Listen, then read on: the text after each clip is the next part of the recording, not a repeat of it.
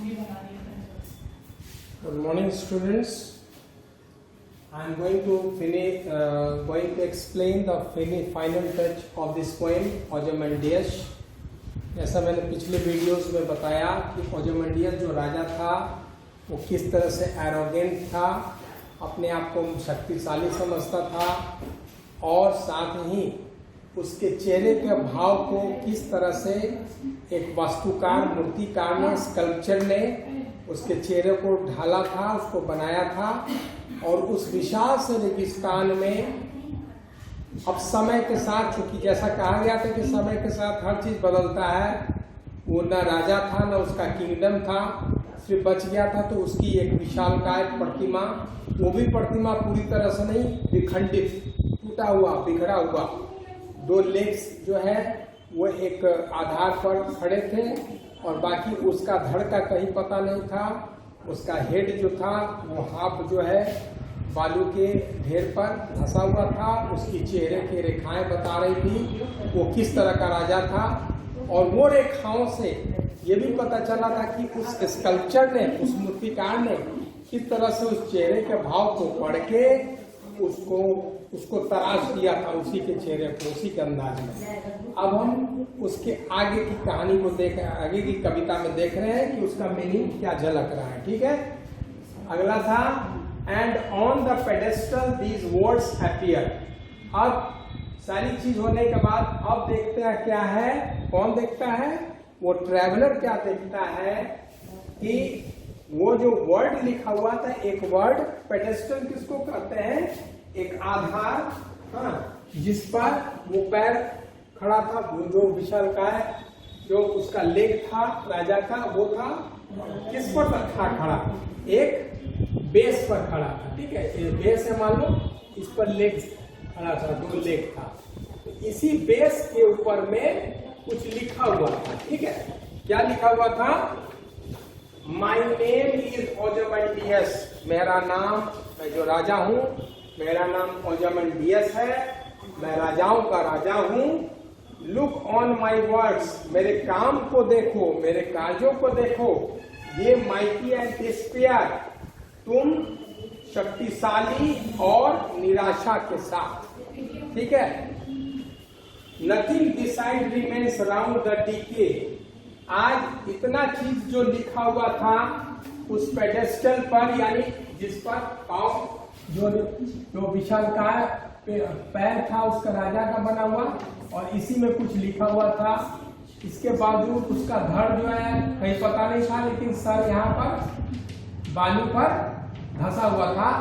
ठीक है, इतना सब चीज लिखने के बावजूद भी क्या था, आज वो न साम्राज्य है न वो राजा है। उसने जो अपना प्रतिमा खड़ा करवाया था वो इस चीज को दिखाने के लिए कि राजा सब देखो, देखो मेरे शक्तिशाली, मेरे फेस को देखो, मैं कितना शक्तिशाली हूँ, मैं तुम सब पर किस तरह से राज कर रहा हूँ, जब भी तुम गुजरोगे तो मेरा फेस देखोगे। आज वही उस विशालकाय रेगिस्तान में कहीं भी कुछ नहीं था, दूर दूर तक कोई नामो निशान उस राजा का, राज्य का नहीं था। साथ ही उसका, यहाँ तक कि उसकी मूर्ति भी टूटी और बिखरी हुई पड़ी हुई थी, मात्र दो पैर खड़े थे उस पेडेस्टल पर, और साथ ही उसके सर के धड़ जो है वो टूट कर बिखरा हुआ था उस जमीन पे। तो डीके, वही remains round the decay of that colossal wreck. Colossal wreck means क्या होता है, ह्यूज, ट्रेमेंडस। कोलोसल रेक को तो होता है विशालकाय, हाँ, जो उसका जो साम्राज्य था, कोलोसल रेक का मतलब है उसका विशालकाय साम्राज्य, वो कहीं भी दूर दूर तक कहीं नहीं था। बाउंडलेस एंड बेयर, और निर्जन था, चारों तरफ निर्जन। The loan and level sand stretch far away, एकदम एकांत, और वो रेगिस्तान में कहीं कुछ भी नजर नहीं आ रहा था, उस तरह से दूर दूर तक। तो इस तरह से हम क्या देखे हैं, हमने इस कविता से हमें क्या शिक्षा मिलती है, वही शिक्षा मिलती है कि एवरीथिंग इज नॉट ड्यूरेबल, कोई भी चीज ड्यूरेबल नहीं है, चाहे वो सुंदरता हो या हमारा यूथ हो या कोई भी स्टेज हो। अगर हम बचपन है तो बड़े होते हैं, बड़े होते हैं तो उसके आगे के स्टेज में जाते हैं। तो nothing is, you can say the durable, कोई भी अस्थाई नहीं है, that is everything is changeable, you can say in your own words. On the other part, you can say, if you are mighty, you will not ever be mighty. अगर तुम शक्तिशाली हो तो मैं साम्राज्य शक्तिशाली है, वो हमेशा के लिए नहीं रहता है, वो कुछ समय के लिए होता है। उस राजा ने वाकई में अपना तो एक मूर्ति बनवा दिया मूर्तिकार से। मूर्तिकार ने भी बहुत अच्छे ढंग से उसके चेहरे को, एक्सप्रेशन को लेकर उसको खड़ा किया था, विशालकाय मूर्ति उस रेगिस्तान में, ताकि हर राजा गुजरने वाला उसकी ताकत को देखे।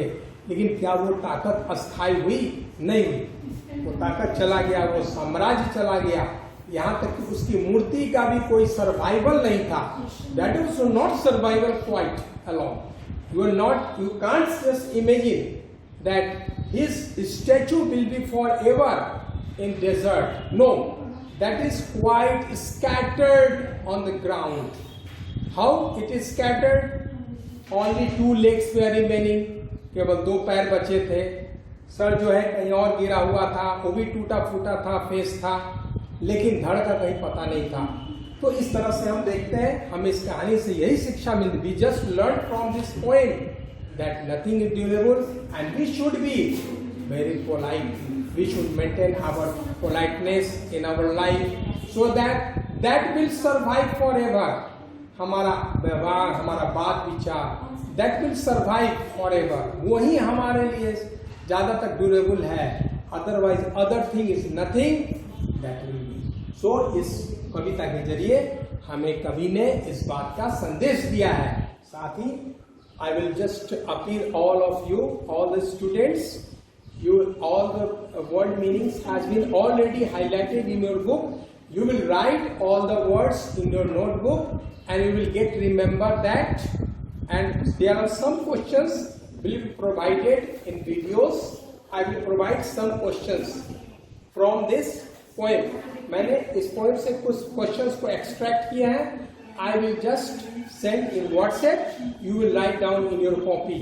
And as well as I will also provide some questions concerning this poem.